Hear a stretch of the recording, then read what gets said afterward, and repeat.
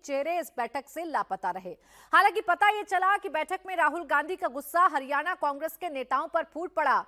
राहुल ने कहा कि उन्हें लगता है कि नेताओं ने अपने पर्सनल इंटरेस्ट को पार्टी से ऊपर रखा, जिसका खामियाजा भुगतना पड़ा।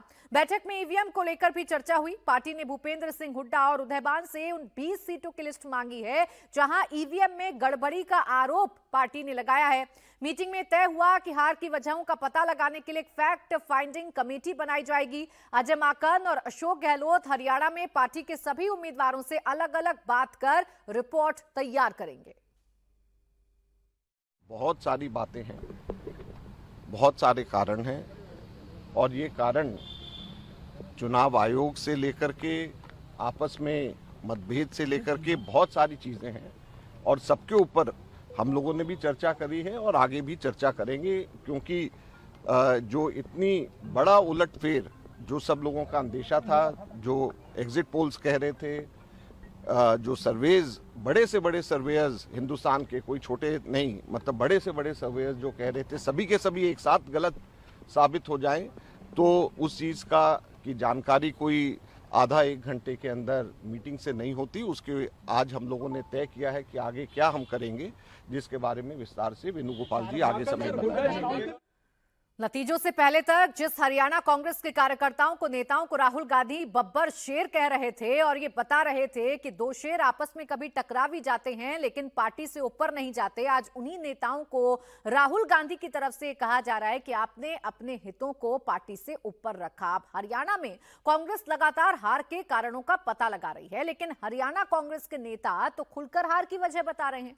कांग्रेस के ओबीसी मोर्चे के अध्यक्ष अजय यादव ने कहा कि हरियाणा में कांग्रेस पार्टी की तरह लड़ी ही नहीं, ना दलित वर्ग को सम्मान दिया गया, ना पिछड़ों का ख्याल रखा गया। तो असंध सीट से कांग्रेस के उम्मीदवार शमशेर सिंह गोगी ने हार के लिए सीधे सीधे भूपेंद्र सिंह हुड्डा और दीपेंद्र हुड्डा को जिम्मेदार ठहरा दिया। जब आप पोस्टर्स लगाते हैं, आप ओबीसी को नहीं आप पहचानते, ओबीसी के चेयरमैन की आप फोटो नहीं लगाते हैं, आप सीसी में नहीं है ना, हमें सीडब्ल्यूसी की एक्सटेंडेड मीटिंग में नहीं बुलाया जाता। कौन बुलाए जाते हैं? उनके क्षेत्रों में जीत रहे हैं। जहां आप तवज्जो दोगे नेताओं को और जहां आप इग्नोर करेंगे तो ये हाल होगा। पीसीसी का जब अध्यक्ष चुनाव लड़ रहा है तो उसकी मॉनिटरिंग कौन करेगा? प्रभारी जी जो हैं अगर बीमार थे तो अपना पदभार छोड़ देते हैं ना। मुख्यमंत्री की बात जब करें जब आपके पास 45 से ज्यादा ऊपर एमएलए बने हो, तब तो आप मुख्यमंत्री की क्लेम करें। आप पहले कह रहे हैं मैं मुख्यमंत्री बनूंगा, मैं भी मुख्यमंत्री बनने लायक हूँ, टिकट तो मेरे कहने से भी नहीं दी कईयों को, इसका मतलब मैं घर बैठ जाऊँ क्या? इसका पूरा ओवरहॉलिंग होना चाहिए, पीसीसी की ओवरहॉल होनी चाहिए, सीआरपी की ओवरहॉल होनी चाहिए, नए फेसेस को लाया जाए ताकि एक नए लोग आगे आएं और पार्टी को में जान फूकें। तो हरियाणा में मिली हार के बाद कांग्रेस में सिर्फ फुटअव्वल लगातार जारी है। हार का कारण पता लगाने की कोशिश की जा रही है। तो दूसरी तरफ जम्मू कश्मीर के नतीजे इंडिया गठबंधन के पक्ष में आए, एनसी के पक्ष में आए। अब यहां पर उमर अब्दुल्ला के नेतृत्व में सरकार बनाने की कवायद शुरू हो चुकी है। नेशनल कॉन्फ्रेंस विधायक दल की बैठक में उमर अब्दुल्ला को विधायक दल का नेता चुन लिया गया है। आज नेशनल कॉन्फ्रेंस और कांग्रेस विधायक दल की बैठक हो सकती है, जिसके बाद उमर अब्दुल्ला को एलजी मनोज सिन्हा से मिलकर सरकार बनाने का दावा पेश करना है। लेकिन कांग्रेस ने अभी तक नेशनल कॉन्फ्रेंस को समर्थन का पत्र नहीं सौंपा है, इससे सस्पेंस की स्थिति बनी हुई है। उमर अब्दुल्ला ने कल कांग्रेस को चिट्ठी भेजने के लिए डेडलाइन दी और 1 दिन का वक्त दिया। इस बीच 4 निर्दलियों ने नेशनल कॉन्फ्रेंस को समर्थन देने का ऐलान कर दिया, जिसके बाद नेशनल कॉन्फ्रेंस के पास 46 विधायकों का समर्थन हो गया है। अब पार्टी बिना कांग्रेस के समर्थन के भी बहुमत का आंकड़ा पार कर सकती है। कल नेशनल कॉन्फ्रेंस विधायक दल की बैठक हुई थी, जिसमें उमर अब्दुल्ला को सर्वसम्मति से पार्टी विधायक दल का नेता चुना गया था। लेकिन कांग्रेस की अभी तक ना तो कोई बैठक हुई है, ना ही पार्टी ने नेशनल कॉन्फ्रेंस को समर्थन करने वाली चिट्ठी सौंपी है। इसी के बाद उमर अब्दुल्ला ने कहा कि वो कांग्रेस के समर्थन पत्र का इंतजार कर रहे हैं ताकि सरकार बनाने का दावा पेश किया जा सके। उमर अब्दुल्ला ने कांग्रेस को 1 दिन की डेडलाइन दी थी, जो अब पूरी हो चुकी है। अब फिलहाल कांग्रेस से बातचीत चल रही है ताकि उनका सपोर्ट जो है वो मिले, लेकिन फिलहाल 4 इंडिपेंडेंट एमएलए जो जीत के आए हैं उन्होंने नेशनल कॉन्फ्रेंस को अपना सपोर्ट जो है वो दे दिया है। तो अब नेशनल कॉन्फ्रेंस का जो स्ट्रेंथ है वो 42+ प्लस फॉर इंडिपेंडेंस, सो 46। हम कांग्रेस के साथ बात कर रहे हैं ताकि उनकी चिट्ठी आ जाए। कांग्रेस की चिट्ठी आ जाती है तो फौरन जाएंगे। आज का दिन हमने दिया कांग्रेस को, वो अपना कार्रवाई कर लें। अब जम्मू कश्मीर में नेशनल कॉन्फ्रेंस और कांग्रेस गठबंधन पर चुनाव लड़े थे। नेशनल कॉन्फ्रेंस ने 42 और कांग्रेस ने कुल 6 सीटें जीती। इसी तरह इस गठबंधन को कुल 48 सीटें मिली हैं, जो बहुमत के आंकड़े से ज्यादा है।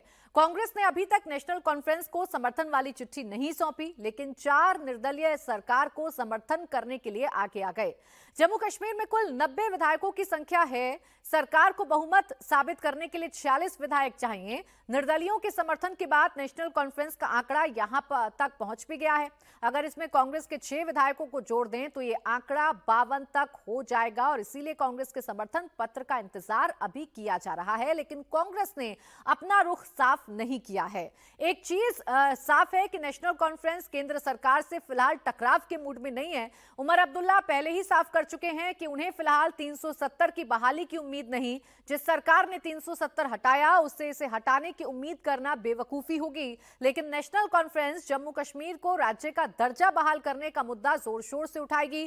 फारूक अब्दुल्ला ने यही बात दोहराई है।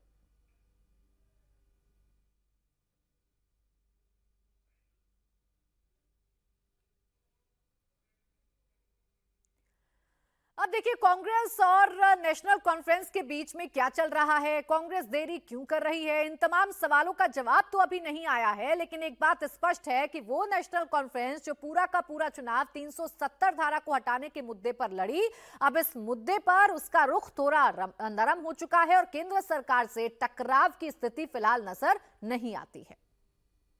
370 का टाइम लगेगा क्योंकि you have to go to the courts and things like that.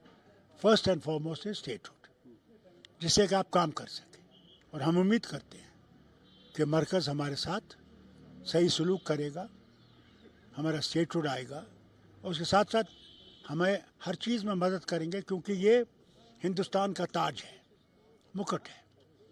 ताज चमकेगा तो हिंदुस्तान चमकेगा।